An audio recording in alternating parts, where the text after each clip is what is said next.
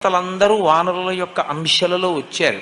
కానీ ఒక్క హనుమ అవతారం మాత్రం చాలా విశేషమైన అవతారం. అసలు శ్రీరామాయణంలో విచిత్రం ఏమిటంటే బాలకాండలో హనుమ కనపడరు, అయోధ్యకాండలో కనపడరు, అరణ్యకాండలో కనపడరు.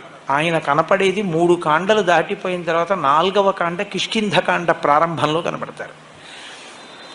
4వ కాండలో కనపడినటువంటి హనుమ కిష్కింధకాండ దాటగానే సుందరకాండలో అత్యద్భుతమైన పాత్ర పోషిస్తారు.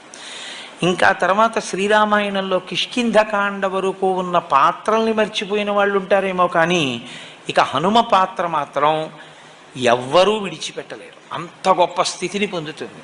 7 కాండల రామాయణంలో ఉత్తరకాండ చాలామంది చదవరు, 6 కాండలే చదువుతారు. 6 కాండలలో 3 కాండలలో అసలు హనుమ గురించి ఏమీ లేదు. 4వదైన కిష్కింధకాండలో ఆయన ప్రవేశం.